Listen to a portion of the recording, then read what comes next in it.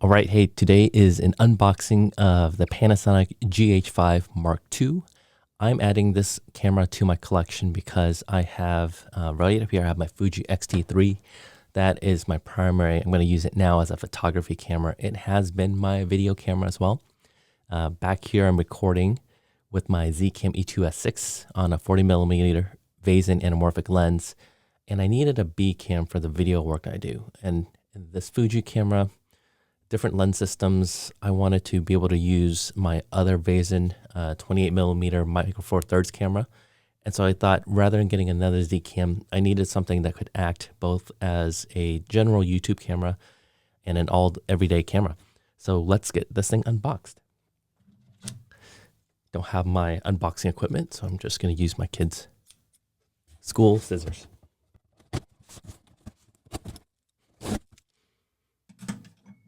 Okay, and I ordered this from Adorama. I think when it got released, it got shipped basically next day, which was amazingly crazy. So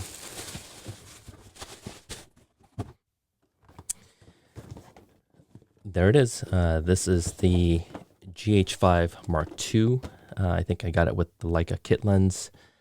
And this is going to just be my general all-around YouTube camera. So let's take a look.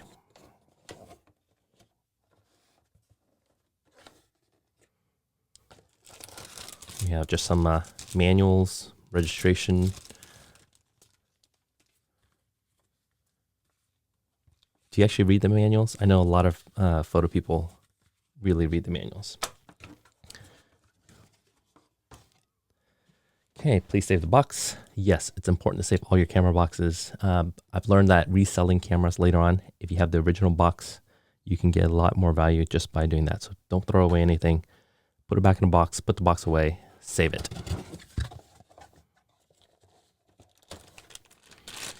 Got a little strap. I don't use any of these, but again, put it back in a box.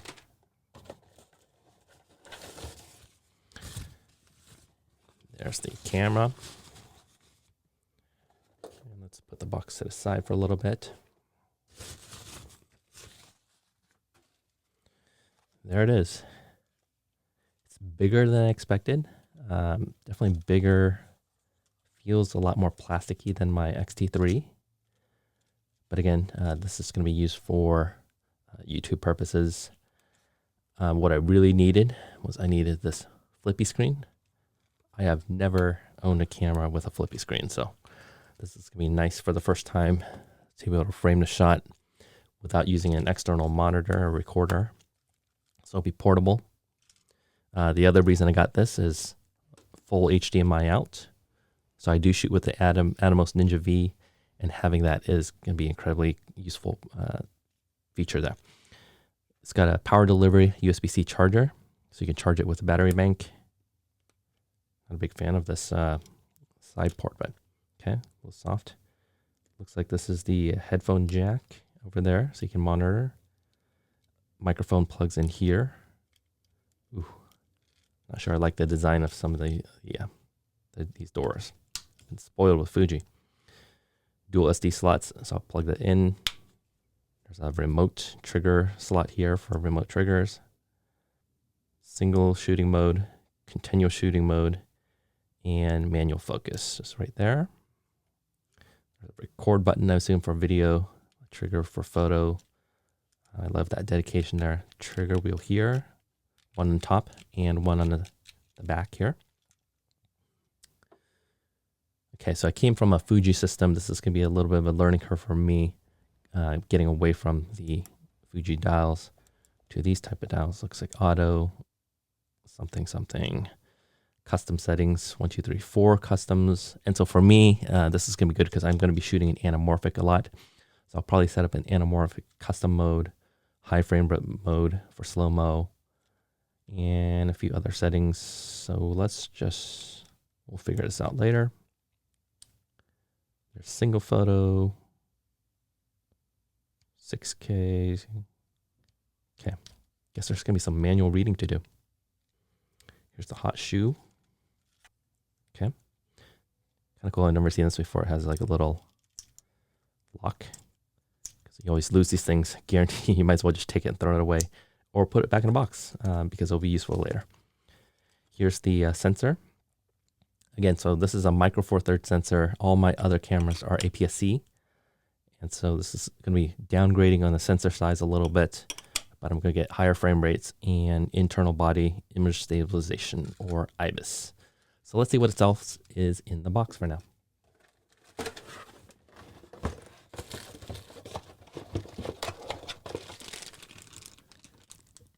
USB-C cable. Let's see, it's a USB-A to USB-C. I'm going to put this back in a box again because I have a bunch of my own USB-C cables. Battery charger. HDMI clamp or cable clamps.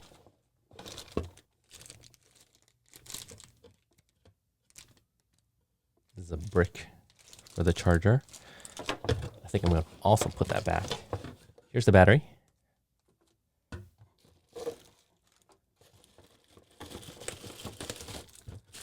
And here's the kit lens, so let's take that out. Okay, before I do anything, quick pro tip. Again, the strap I'm never going to use. I'll put it back in there. The cable is a standard USB-C cable. I'm going to use my own power brick back in the box for whoever, when I sell this one day. I likely won't be using cable clamps. If I do, it'll be part of a cage, so I'll put this back in. Let's take a look at the charger here.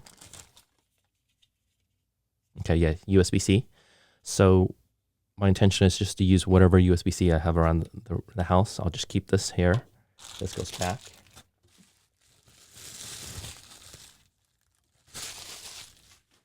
Okay. Get rid of the box.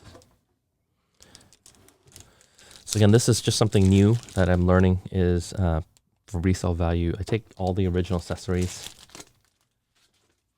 I save them, and I put them back.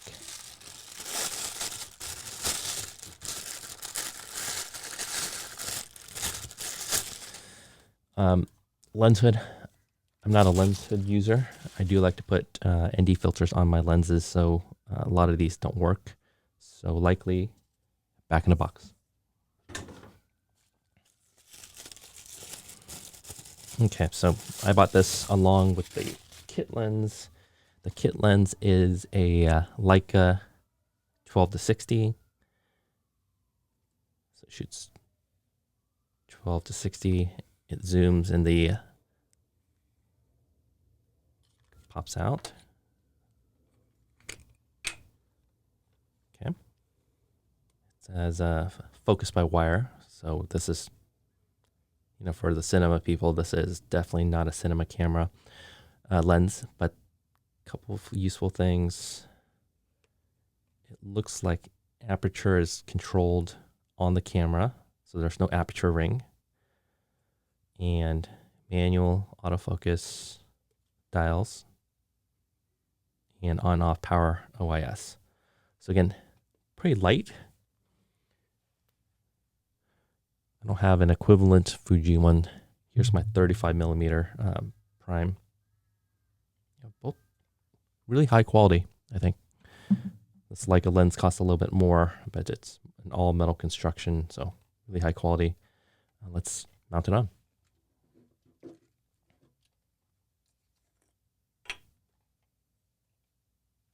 Red dot to red dot. Okay. Let's try that again. So red dot, red dot. This is push it in, twist. There we have it. Okay. Bigger than my Fuji X-T3. Has IBIS, so good reason. Works with my other systems. I'll go get my 28mm in a little bit. Okay, so one of the reasons let me rephrase.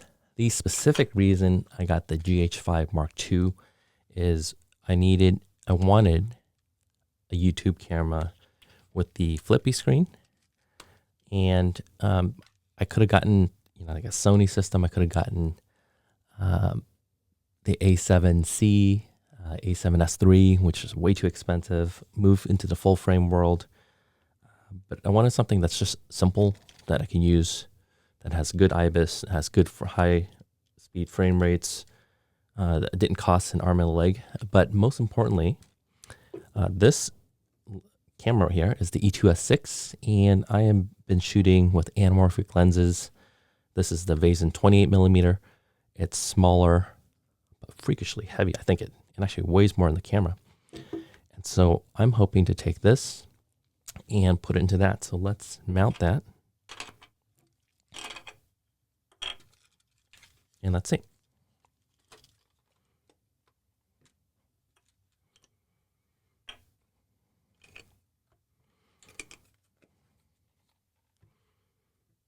Okay.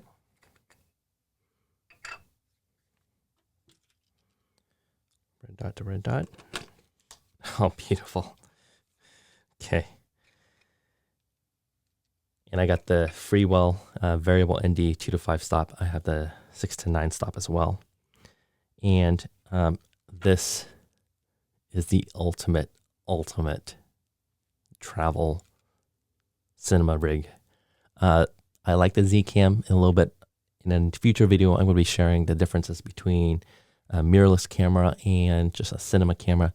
The Z-Cam is awesome. It's pretty rigged up. I can rig it up, but it requires an on-off process.